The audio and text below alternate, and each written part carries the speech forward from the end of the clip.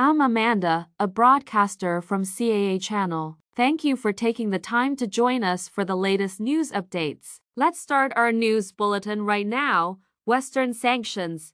A game of cat and mouse with Russia and Iran has weathered Western sanctions for nearly 4 decades, and never before has Russia faced such rapid and extensive sanctions. Despite their limitations, there seems to be little recourse. Iran, China, and evidently the US government recognize this reality. Despite existing sanctions on Iran's oil industry, Iranian oil continues to flow to China in significant volumes. Bloomberg's Javier Blas detailed how Iranian oil reaches China, noting China's apparent denial of importing any oil from Iran, instead claiming large imports of Malaysian crude. This rebranding of Iranian oil has propelled Malaysia to become China's fourth largest foreign oil supplier.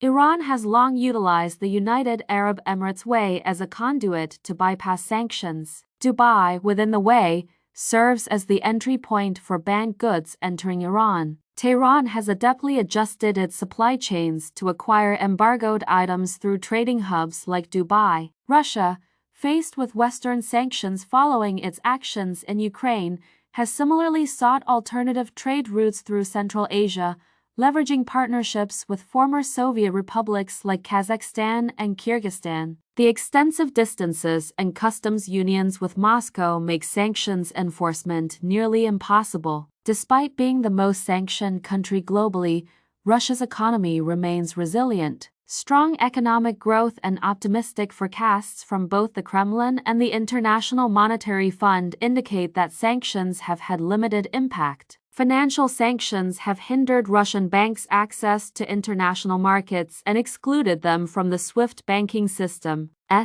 Yet Russia continues to thrive. However, only sanctions imposed by the UN Security Council hold universal legal authority. Several countries, including India, Brazil, and China, have disregarded these sanctions, undermining their effectiveness. So why do Western nations persist in imposing sanctions they cannot enforce? Experts suggest that sanctions serve as a symbolic response to illegal actions, pressuring Russia and Iran to alter their behavior. Efforts to enhance sanctions enforcement, such as targeting Chinese banks and appointing sanctions envoys in the EU, aim to bolster the efficacy of these measures. While some impact is evident, such as Turkey's reduced exports to Russia in response to US threats of sanctions, the effectiveness of sanctions remains uncertain. As Russia and Iran continue to circumvent sanctions, the effectiveness of these measures hinges on ongoing diplomatic efforts and international cooperation. Thank you for watching our news bulletin. I'm Amanda from CAA Channel. We look forward to seeing you in our next news bulletins. Don't forget to like, share, and subscribe to our channel so you won't miss any news. Have a great day. Thanks.